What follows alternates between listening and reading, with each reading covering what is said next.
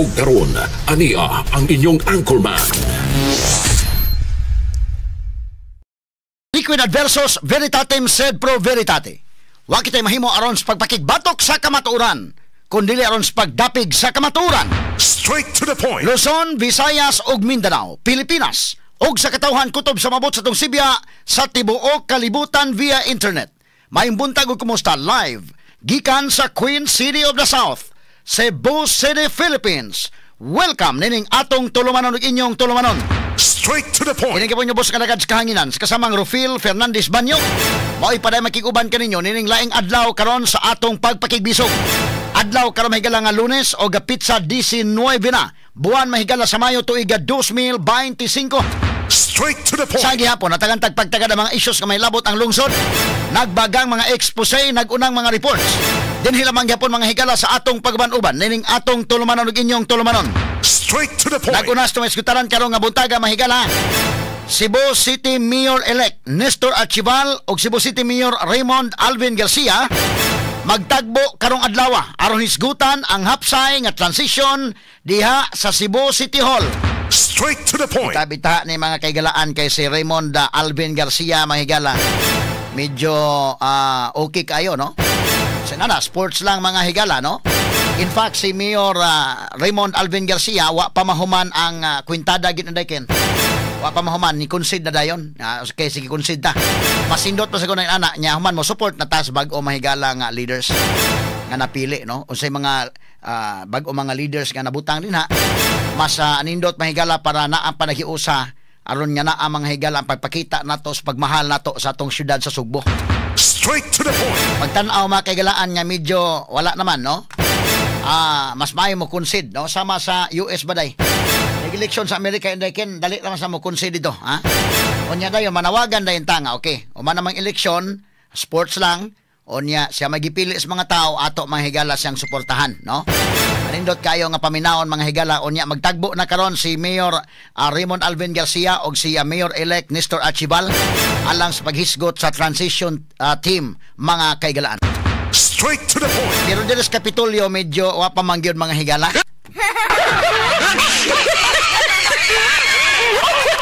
Sa unang pagpakita ni Gobernador Gwendolyn Garcia dito sa Robinsons, matod pa niya sa iyang termino nga gigamit, seeming defeat. Dili gyud ni angkon nga napildi day. O may kag seeming defect. Seeming defeat sa may iyang atong paminawon pagbalik ng iyang mga higalang speech. Niini ko nung seeming defeat. So kung may kag seeming defeat sa tupamurag kapildihan. Wagid mo iangkon nga pildi kay mura pa. Unya doon na po mahigalan na question nga ngano man kuno nga mapildi nga si Glenn Soko ni daog man unya nganong si Gwen wa man. Doon na sa pag-question karon mahigala nga angay ning questionon. Pwede ba ya pong questionon day kay ngano man nga si kanas Glenn Soko baya nadara baya ng Gwen. No? Mo man ilang argument mahigala nga actually kanas Glenn Soko kapila man ang magdagandagan o gobernador gida karon ni Governor Gwen nadanas kahig, ha? Ngano man nga napildis Gwen nga daog man Soko?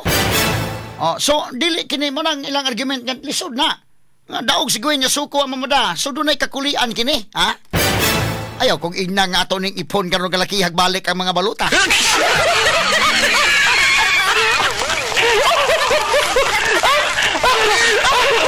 Pero actually dili man ni bag-o. Di man ni bag-o. Remember Ken, pagbangga ni Gwen Garcia og ni Magpali day. Kisa may ni daog ang vice governor ni Gwen wa mo daog. Kisa may ni daog adto panahon na si Davide. Anong bangga na po sa balik niya is Durano o si Gwen. Ang ni daog yapon si Gwen ang vice governor si Davide. Wala mo follow. Pero hilom pa sila na wa gi question mga higala. Karon kisik-kisik pangutana nga numan nga ni daog si Soko niya nga lagi sige Glen wa man si Gwen wa man lagi. Bisan sa mga presidente, mga kaigalaan, sumagod. Pagka-presidente, kini naman kang Sara o kang BBA medyo hapsay kayo. Pero sa unas, Duterte may daog mahigala. Ang iyang vice running mate ni Duterte, dili man mo iyang nidaog. Si Lini Robredo man. Panahon po ni Pinoy, kisamay running mate ni Pinoy, Maruhas. Kisamay ni daog si Binay, running mate ni Irap. panahon mahigala mabaday na nga mga nanghitabo indekin, ha? So gusto nila nga ni daog man si Glenn Suko, dapat ni daog si Gwen. Wa pa gyud hantod karon di pa gyud makadawat in town. No? Pero ang igsuon ni Gobernador Gwendolyn Garcia, si Winston Garcia ni dawat na. Mo na sakto, ha? Nya iyang gi-congratulate mahigala, napasalamat siya sa mga supporters ni Gobernador Gwendolyn Garcia. Og iya pong gi-congratulate si Pambari 4 Deken, ha? Mao na sakto kana kang Winston nga gihimo. Nga okay na yung tinabangay ta para sa Sugbo. Total mo move forward man ta, ha? Ang iya may galawa pag yun mura mang higalag unsaon ta manggod nga kini niyang kapilihan. Medyo lagapak man gud ni pagkapili, ha? Kay wa magud sa magdahom gyud mao ni mahitabo niya. Mao bitay unsa ba natug ba ko nga pagmata nako lahin ang gobernador. Mao bitaw na nga may pagwa na lang kamo mata usa aron nga ikaw gyapon may gobernador sa imong damgo.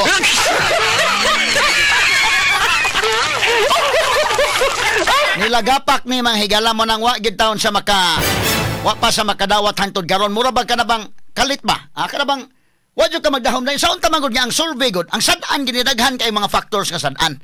Kini bitaw naka pilde ni Governor Gwen daghan mga factors sa sad-an. Kung ako i-enumerate apil tong sad-an tong vlogger. Ya sunod nga sad-an day kana maghimo-himo siyang survey nga natuo na hinuon si Governor Gwen nga okay siya. Kaya ang survey lamang ka 97% ang kang Gwen. Ang kang Pam kuno 2% ra kapin. Nan kung maunay tuuhan. I hope nga wa nila gi-mislead ang gobernador, ha.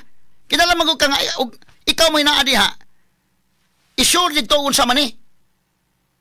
Parehara ko na to day ako kami des DYHP naman koy nami official survey. But na koy mga researchers nga mao sa mga ngadto sa field. Kami sa Buyki mahigala. Ako sa inonsulti ko unsay actual nga kwan sa field. Ayaw ko nyo atik-atika lang kay aron makapangita taog pamaagi, ha? Umingo attorney, kusog kay ta sa Mandawi attorney, kusog kay ta diri sa Mindanila sipa di HP diri napita. Ipa-counter check ko na.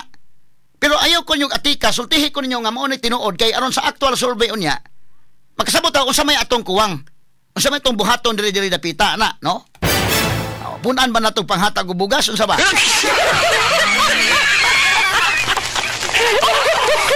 Ay, gimislead ka, ingon ka nga kusog ta kayo, kusog ta. Nyawa di ay, magdahom ta dili nga kusog. Kung nagduda man ko ni day, kailang survey nga gipost nila sa gipost sa ilang page. Kusog kayo si Gwen, 97% kapin. Nya si Pam, 2% kapin, radi.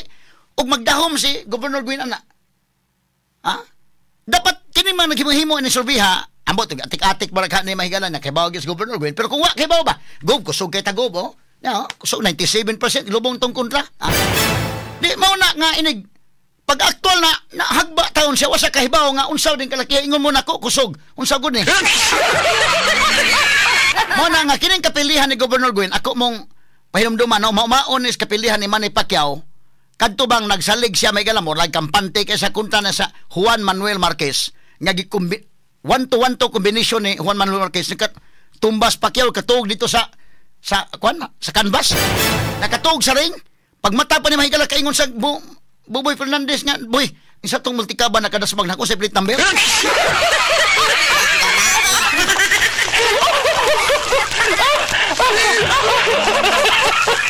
man sa magdahom kapangutan naman ni Pacquiao unsang plate number to multikaban nakadasmag nako mao ni nahitabo may galang Gobernador Gwendolyn Garcia. Wa sa magdahom nga inana may mahitabo. Kay tinuod bitaw na siya manggitan tanan. Abi sa ako mismo. Pulos mangitang akuan ang ako lang nga mahigalang gipaningkamutan sa diri ang mga issues may galang unsay angayan pero kinini ang nagandam-andam ko sa kugulingon ayay. Thrilling kayo Middles DYHP. Kamo da thrilling kami thrilling sa may kay giingnan ko kung padadaan ko buwak sa patay, ha?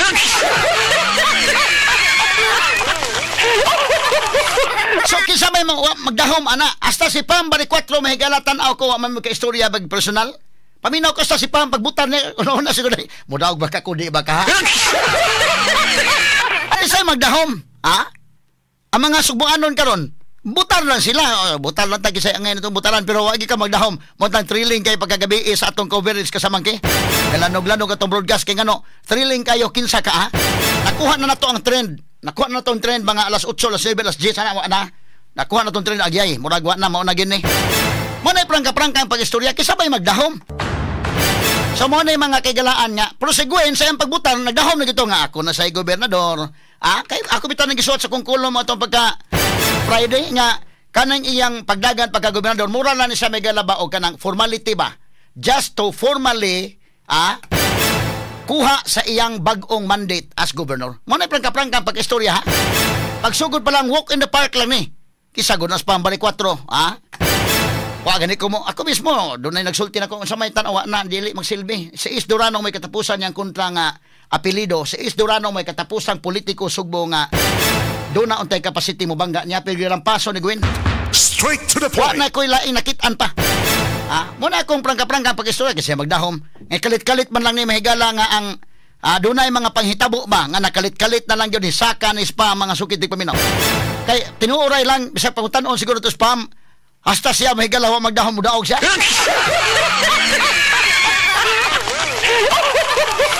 Wala kinis Gwen, wa ni magdahom nga mapildi. Saon tamanggod nga inyo manggipatuo sa survey nga mao nagugo, lalimang ka kalahap ra sa gaayo. 97% day. 97% kang Gwen, 97 unsa may exact figure? 97% si Pam, 2% kapin pertang lubunga. Straight to Mura the sa itong point. survey pertang lubunga mo na ako. Kami para sa DYHP ba? Kami may tinuuray ang overall number 1 Gisugbo. Ako mismo gawas nga na ay official survey, napo ko'y akong kagulingon nga pamaagi nga mo survey sa ko dito. Namo ko'y gipang top mga higala nga para ma-maintain nato atong ang ato mga higalang status sa DYHP. Kita mo ay most listened to nga radio station din sa Sugbo. Straight to the Asa point. tay mga pamaagi. Kaya ako sa inyo na ayaw kong kuanaha kay para makabantay ta o asa ta kusog asa ta hinay inna ko klaro. Ayaw ko yung atika para nga mabantayan na to ba? Muna sa prangka-prangka. Mamitaw ng naiuban po niya mo, survey-survey. Umusurvey-survey sa napil di ming DYHP. Ayaw po palabiin ng lubong may kay di makatuong tao. Asa mo yung DYHP mapildi, dili na mapildi. Unya, kung imong butang-butangan, ayaw butang-butangi po niya. Pero tinan mo pagkalubunga kay di mo tuong tao, ano eh? Mone kaning kang Pam, lalimang ka pagkalubunga, di wa naman lang giingon unta nga daog si Gwen 60% kang Pam. Butanta 40% or 70% Gwen, 30% Pam. Makain ka ba nga? May nalang tao nakakuha 30%, no? Or 80% Gwen, 20% kang Pam. Bita-bitahan na lang na. Kanang lahap kayo, 97% kang Gwen, kang 97% kapin. Kang Pam, 2% ra kapin. Jesus Ginoo, kung saan klasiha ka sa survey, no? Di ka nagkaroon pagkapil ng Gwen, wasa magkatuo mo na yung seeming defect. Antod nun wasa katuong pildi siya. Ato lang ning agi katawa mahigala ha, karong buntaga tagaan ta nagpagtagad sa itong pabanuban karon ning atong tulumanon, ning inyong tulumanon. Straight to the Ug point. samtang ni atong Sabado, do na, gideklara ng mga senador. Pagdeklara sa mga senador, gipasulti sila, ha? Kada proklamar sa mga senador dahil gipasulti gikan ni Bungo number 1, number 2 mahigala Bam Aquino, number 3 mahigala si Bato, gipasulti sila. So si Bungo iya gyud gipasalamatan si kanhi presidente Rodrigo Duterte. Straight to the point. Ingon sa mahigala si Bato. Hashtag is Amy Marcos. Grabe niya pasalamat day. Kang presidente Duterte o kang Sara. Ano ka si Camille nga wa man makalitok o pasalamat sa mga Duterte? Ay.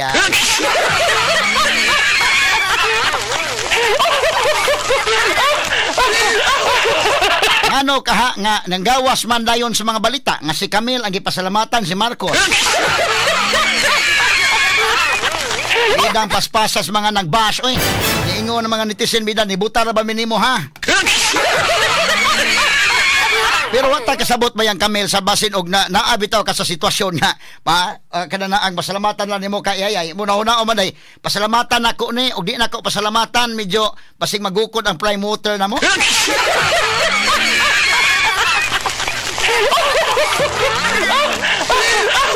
Magukod ning amo mga businesses ani. Kaya paghuman sa preskon, matod pa, nagpasalamat pa kuno sa Sara. Karohon tagid ni, karubuntaga may gala. Kiniguban pag may sigutan ninyo mabati exclusive over DYHP RMN Cebu 612 sa dial sa inyong mga radyo o sa 93.9 IFM. Serbisyo publiko gikan sa mong lukhan. Sa kanunay DYHP number 1. Kani ato o karon, DYHP lagi haron. Kayong Diyos o ang natawan, mawin akong nilalagay.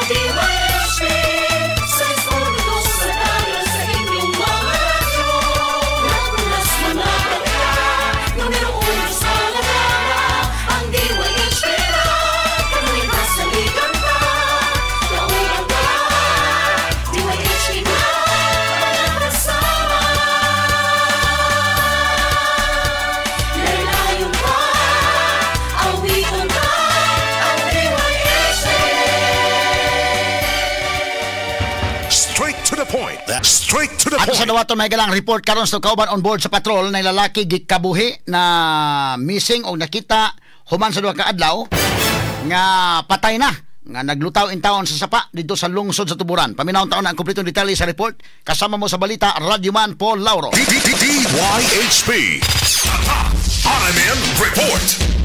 Radyoman Attorney Ropil, ang biktima giilala to nga si Jerry Fuentes Gida, 38 anyos, no na ni live-in partner nga dunay duha ka anak apan buwag na sa iyang kapuyo taga barangay residente ni siya sa barangay San Juan sa lungsod sa Tuburan. Atod sa report nga atong Lunes nakita pa ni siya nga inom-inom o niya gikabuhi, gihilot-hilot apan wa na siya makauli sa iyang panimay pagka Martes o Miyerkules siya last nga nakita hapon padong ngadto sa alas 6 sa kagabion na diha kini naglingkod kini sa Taytayan sa Adila River sa barangay 2 sa lungsod sa Tuburan o niya gikan atong last yang nakita nga buhi pa na naglingkod-lingkod Miyerkules sa hapon padung sa gabi wa na gyud siya mauli. Inunggan nga gipangita na yon, gisuhoy na yon sa atong mga sakop sa kapulisan o Philippine Coast Guard ang kasapaan diha sa Adila River nga tumoy ana dagat na pud apan wa gyud makita. Apan Biyernes sa buntag nakita na ang patayng lawas ni Jerry nga pertinang dugta. Inungdan nga gikuha na yun o gipadani. Atod sa kamagwangang igsuon, tuluran ni sila kabuok sa ilang pagka managsuon, ang babae nga maguwang mibutyag nga moinom dyan ang iyang manghod si Jerry, bisag way kaon, hinungdan nga naghambin kini sa gikabuhi siya. So, tungod sa pagka-missing, nag-post po sila sa social media, ipakita nila ang lagway ni Jerry o nag-auhag sa publiko sa social media na kung kinsay nakakita aling nga kining gisuot mapahibaw po din taon sila apan nahibaw man tuod sila nga nakita na apan subo palandungon nga dugta na ang iyang lawas nga naglutaw diha sa sapa sa may Adila River sa barangay 2 nani sa lungsod sa Tuburan tungod kay dugta na ang iyang lawas wa na kayo nila idugay og haya o nya ila na sa gibalibaran ang sugyot sa kapulisan nga autopsy aron masuta kung doon na may foul play ang kamatayon ni ini. Kumbinsido na yun ang mga kabanay o mga igsuon ni Jerry na ang pagkalumos maoy tinungdan sa iyang kamatayon tungod kay dugay siya sa tubig tinungdan niya nagugtasan ang iyang lawas. Mao ni atong una og follow-up report meaning maong nga insidente dito sa Tuburan. Sakay sa atong RMN Patrol o balik kasama ang Spade Pilot GC Sumampong. Ako inyong Radyoman Paul Lauro, DYHP, Tatak RMN. Number 1 sa balita, number 1 sa komentaryo, number 1 sa drama, at number 1 sa serbisyo publiko. DYHP RMN Cebu, the official overall number 1. Number 1. Okay, salamat Radyoman Paul Lauro sa imong report. Nagatutsong oras may gila 6:50 na sa panuban karon ning atong tulumanon ug inyong tulumanon.